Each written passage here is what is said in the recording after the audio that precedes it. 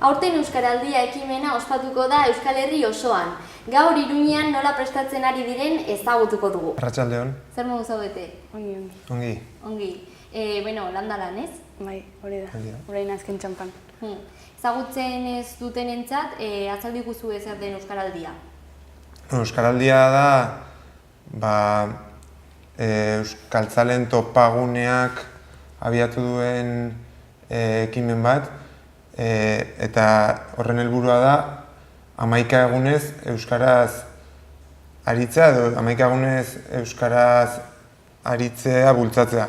Izango da azaroaren 23-tik abenduaren 3-ra eta Euskal Herri mailako ekimen bat da, eta hori aurrera eramateko sortu dira bi rol edo bi paper, ahobiziak, hemen pegatina honetan daukadana ahobizi izango naiz, eta besteak dira belarri prestak ametsek daukana, hemen ere badituzue. Orduan, esan bezala egongo dira bi rol, ahobiziak izanen dira konpromezu hartzen dutenak egun horietan zehar ez ezagunei beti lehen hitza euskaraz egiteko, eta gero besteak ematen duen erantzunen arabera edo hori moldatzeko, eta belarri prestak berriz dira esaten dutenak nolabait niri egidazu euskaraz, gonbidapena ematen diote besteari euskaraz egiteko berari, eta nik aldudan eginen dut, alba dut euskaraz erantzungo dizut eta ezin badut ez. Orduan, helburua da 11 egun horietan bi rol horien bitartez euskararen erabilera Euskal Herri osoan indartzea. Erabilera, bai. Ez, nik azpimarratu nahiko nuke, bi rol hauek ez direla hartzen bakoitzaren gaitasunaren arabera, hau da, ni gai baldin manaiz euskaraz aritzeko une oro, nik esan duen bezala, bai ez ezagunekin lehenengo hitza eta baita euskaraz dakitenekin une oro euskaraz aritzeko gai baldin manaiz ere,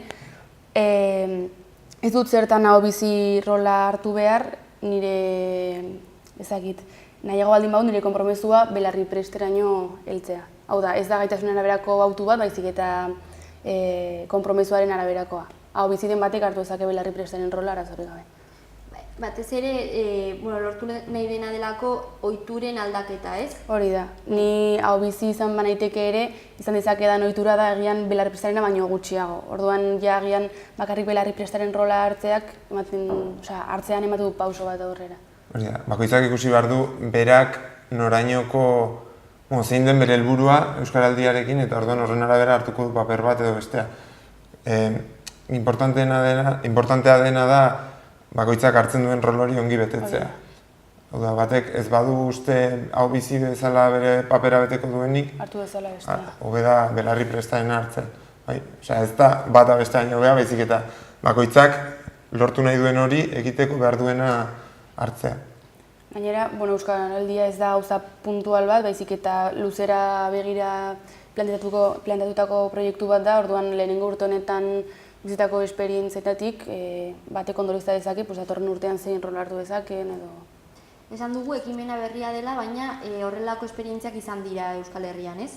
Bai, Donostiako Egia auzoan hasi ziren horrelako ikusi zituen batzu dela Euskaldunek behar bat, horrelako esfortzu bat egiteko, eta antzeko esperientzia bat egin zuten, ez berdin-berdina, ez ziren 11 egun eta, baina antzeko zerbait egin zuten, eta ikusita erantzuna ona izan zela eta hori joan zen edatzen beste herri batzuetara, Hernanin, Arrigorriagan, Lizarran ere adibidez hemen egin dute, BAME esperientziare bai Ipar Euskal Herrian, eta esperientzia guztiak positiboak izan direnez, topaguneak lehen aldiz instituzioekin hitzarmen bat egin ondotik Euskal Herri osora edatu den ekimena da, eta aurten bai lehenengo urtea da. Eta urte osoko lana izaten ari da? Hori da. Bai, uste dut apirilean itxizela ja herriek edo hiriek izena emateko epea, eta horren ondorioz sortu ziren bai herri hirietan eta batzuetan hirietan auzoetan ere bai, batzorde batzuk ekimena aurrera emateko, pentsatzeko auzoan edo herrian nola hedatu informazioa eta zer egin Euskaraldia heltzen denean jendeak jakin dezan zer den. Orduan eremuak... Berezian aurkitzen. Horrela janariak hori esan duzulako auzoak ere osatzen daudela, apuntatutak daude, eta orain zer falta da? Orain ja, esan bezala, herri edo auzo edo hiri bakoitza ari da bere batzordean lantzen nola iritsi jendearen gana, ze ekimen edo egingo diren bertan jendea prestatzeko eta bar. Orduan, orain gelditzen dena da, herri bakoitzak aurrera eramatea bertako adibidez, egingo dira prestakuntza saio batzuk, hemendik aurrera, egiten ari dira, lehenago egin dira, eta adibidez urrian ere egingo da prestakuntza saio bat prestatzaileentzako, hau da, batzordeetako kideentzako, haiek prestatzeko, bere burua, gero prestatzeko jendea, bai, tailerrak emateko, egonen dira, hau bizi eta belarri prest bezala, trebatzeko tailerrak nola bait, agian batek ezaki oso garbi zer den egin behar duena edo zein den eraman behar duen rola, eta egoera batzuetan nola jokatu eta hori ikasteko edo jakiteko hori nola den, eginen dira horrelako saioak, herrika. Eta hori, eremu, zonalde bakoitzak du askatasuna nahi duen egitaragua sortzeko? Bai, Euskaraldian bertan ala hemendik eta Euskaraldira. Esaidazu orokorrean. Bai, badaude oinarri batzuk edo data batzuk Euskal Herri guztiarendako berdinak direnak, baina gero printzipioz herri bakoitzak eskubidea du berak ikusten duen moduan ekimena zabaltzeko. Adibidez, bai badagoela hemen bi astetara edo irailaren 20an irekitzen da izena emateko epea. Eta ekitaldi nazional bat egonen da Euskal Herri mailakoa eta justu hemen izanen da zentralen, arratsaldeko 6:30. Eta hortik aurrera aukera izanen du norbanakoak izena emateko pertsonalki. Izan dira asko apuntatu diren lekuak? Bai, ez dakit justo zifra zehazki, baina 100 herri badira, hiri, bai, 400 inguru, bai. Euskal Herri osoari buruz hitz egiten ari gara. Bai. Eta orduan hori, esperientzia positiboak izan dira bank eta horrelako proiektuekin, hori lortu nahi da, handiagotu egin nahi da, ez delako 11 egunetan zehar egingo den gauza bakar bat jarraipena, hori esan duzu, ez? Bai, aurten lehenengo urtea da, ikusi zelako egin ziren aurreko esperientzietan leku guztietan edo gehienetan jendearen gehiengoak esperientzia positibo bat bizi izan zuela, eta aurten lehenengo urtea da, probatzen dena bere Euskal Herri mailan zelako erantzuna dagoen. Baina printzipioz aurrerako kontaktua da, baina atorren urtean gehiago zabaltzen saiatuko gara, eta horrengoan gehiago, eta... Eta helburua 11 egune horietaz gain, da nolabait ohiturak pixkat aldatzea, ez? Hau da, 11 egun horiek dira esperimentu moduko zerbait izan daiteke, hau da, egun horietan izanen da txapa bat jarrita, bai, hau biziek eta belarri prestek eramango dute txapa bat, eta orduan izanen da zerbait, ezakit nola esan, oso aktiboa bezala, baina helburua da gero egun horietan lortzen diren aurrera pausoak, bakoitzak izaten dituen aurrera pausoak gero mantentzea nola bai. Eta irekitzea bakoitzak arnasgune berriak, euskaraz egiteko arnasgune berriak. Eta, arnasgune berri horiez gain, ez dakit niri beti bururatzen zait adibide bat, eta da, joaten garen betiko denda batean, ez dakit, hau bizirola hartuta adibidez, lehenengo hitza euskaraz egitean, ez dakit demagun fruta denda batean edo euskaraz eskatu eta ez dakit, egango dendariak erantzuten baldin baizu, yo no te entiendo, yo no te puedo responder en euskera, pero te entiendo. Hori ikusten duzu, ostras, egingarriak dira edo existitzen dira elkarrizketa elebidunak, ez? Eta zeharraz daukandik, 3 tomate eskatzeko, euskaraz eskatu, eta besteak euskaraz erantzuten ez badit ere, ulertzen baldin badit, zergatik ez dut horrela eginen, ez? Eta hori, 11 egun horietan hori lortu baldin badut, zergatik 12garrenean ez dut. Bai, eta barkatu lehen, azaldu dudanean zer zen rol bakoitza esan dut, hau biziek, adibidez ez ezagunari lehen hitza euskaraz egiteko konpromezu hartzen dutela, baina hortaz aparte ez da bakarrik ez ezagunekin ere euskaldunak diren ezagunekin, edo behintzat euskaraz ulertzen duten ezagunekin ere konpromezua hartzen du hau bizi horrek egun horietan euskaraz egiteko. Esango dio, nik parte hartuko dut honetan, eta jakizu egun hauetan ingo izuela euskaraz. Eta gero belarri presten rola ere esan nahiko nuke oso importantea dela, ze azkenean belarri prestak, esan dugulen, ez dela gaitasunaren arabera, baizik eta konpromesu mailaren arabera, baina agian euskaraz egiteko edo edozein elkarrizketa egiteko gai ez dena ere, belarri prest bezala izena eman da, lortzen ari dena da hau biziei ere irekitzea eremu gehiago, eta berak ere egin ez badezake ere euskara gehiagotan entzutea, eta euskara nolabait euskara lekutxo bat uste euskarari. Euskara erabiltzeko eremu batean sartzea. Eta hamaika izatearena simbolikoa da, ez? Bai, hori da, beti badakigu hamaika zenbakia euskaraz garaitasunaren simbolo dela, ez? Eta, alde batetik hamaika egun dira, azararen 23-tik abenduaren 3-ra, 11 letra ditu euskaraldia hitzak, eta horrez gain ere, herrika, auzoka edo batzordeka, nahi duten herriek edo hiriek edo auzoek, sortzen dituzte 11koak deitzen direnak. Eta horiek dira pixka bat,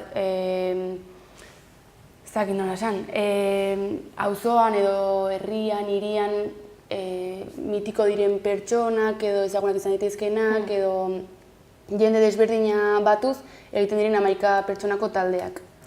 Orduan guk bide batez aipatuko dut ere, irailaren 22an, San Fermin txiki den asteburu honetan, gure 11koaren, Iruñeko 11koaren aurkezpena eginen dugula, eta baita Iruñeko kantuarena ere, eguerdiko 12etan, larunbatean, 22an, hezkuntza departamentuan dagoen parkinean jai batzordea jartzen duen eszenatoki horretan. Eta aldi berean, irailaren 20an izen ematepea irekitzen denez, 22 horretan aukera izanen dute Iruñeko herritarrek nahi dutenek izena emateko hor bertan. Mahai batzu jarriko ditugu eta hor bildu daiteke jendea izena ematera. Eta bakarrik Iruñeko pertsonak apuntatu daitezke? Bai, momentu horretan eta hor bai, zegonen gara Iruñeko batzordeko kideak. Eta hasten baldin bagara Tarrabiakoen izenekin eta... Batzorde bakoitzak edo herri bakoitzak antolatzen du bere herriko jendeak izena emateko hori. Bai, era.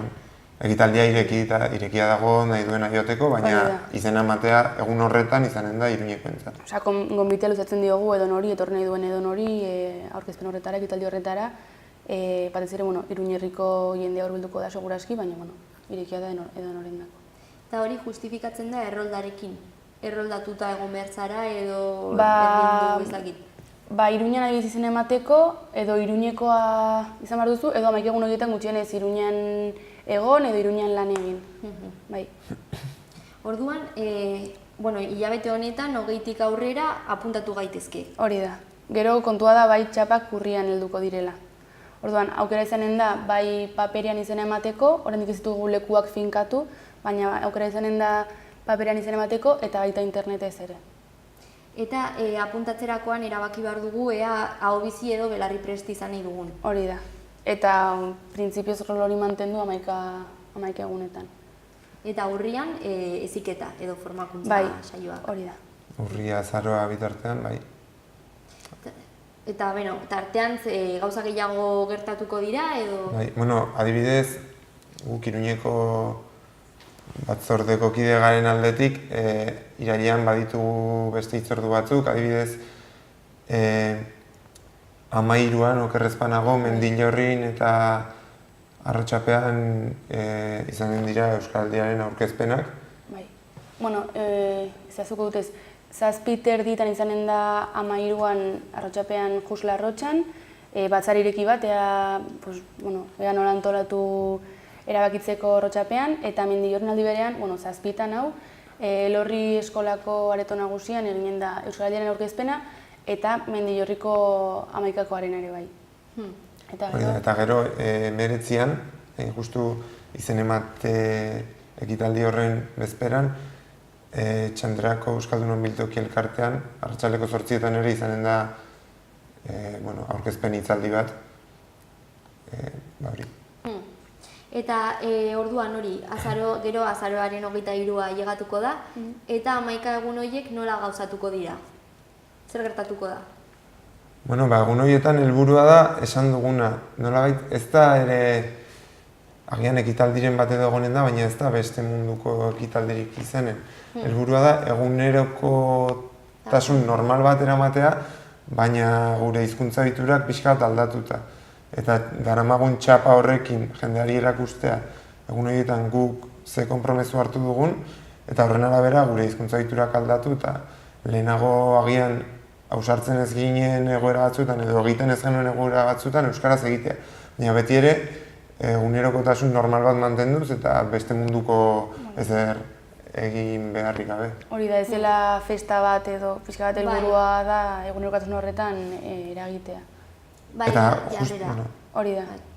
Bai, eta aipatzekoa da, 11 egun direla, esan bezala, azaroaren 23-tik abenduaren 3 eta abenduaren 3 dela injustu ere Euskararen nazioarteko eguna. Orduan horrekin ere lotura badu. Eta ondoren, behin bukatuta, ikerketa bat egingo da. Bai. Bai, Horregatik, igual izen emateetan sartzen dira hainbat datu ez bakarrik izena eta rola, baizik eta herria, sexua, adina, nik uste horrek ere gero bideratuko duela ikerketa bat nahiko zehatza. Ez jakin ezagun adibidez, ez dakit. Iruñan, 20 urtetik berako zenbat mutikok eman duten izena, adibidez. Bai, izen ematea ez dugu esan, baina 16 urtetik gorako entzan da. Hori da, bai. Eta zuen ere, soziolinguistika klusterrak ero ginen du ikerketa. Uste dut, 11 egunak bukatu berritan, eta gero hortik hilabete batzutara beste bat, ikusteko hizkuntza ohitura horiek nola aldatu diren eta gero nola mantendu diren edo ez. Eta topaguneak antolatzen du edo koordinatzen du aurten, eta instituzioen babesik alduzue? Bai, printzipioz hau sortu da topagunaren eta instituzioen arteko hitzaren baten ondorioz. Bai. Orduan gobernuan, Nafarroako gobernua ere hor dago? Babesle da bai. Eta nola jakin dezakegu gehiago? Datak ere errepikatu aldituzue hilabete honetan irailean hori mugimendua egongo delako? Bai, 13an Mendillorrin eta Arrotxapean ditugu hitzorduak. Arrotxapean just Larrotxan 7 erditan batzarireki bat izanen da, Arrotxapeako jendaren dako edo, jakiteko nola edo zer eginen duten Arrotxapean. Mendillorrin egun berean 13an 7tan Elorri ikastetxeko areto nagusian aurkezpena egonen da ere bai. 19an biltokin egonen gara 8tan. 20an izanen da izen emate irekiera horren ekitaldi nazionala zentralen, arratsaldeko 7 erditan. Eta 22an guk badugu hitzordua gero larun batean hori, San Fermin txikiko larun bat horretan, eguerdiko 12etan ez da dena ditu, hezkuntza departamentuan dagoen txosnagune horretan. Hori, apuntatzeko eta ere... Eta Iruñeko 11koaren aurkezpena egiteko eta baita Iruñeko kantuaren ere. Primera, plangintza polita. Mil esker biei etortzeagatik, eta ikusiko dugu elkar. Eskerrik asko. Gero arte. Aio.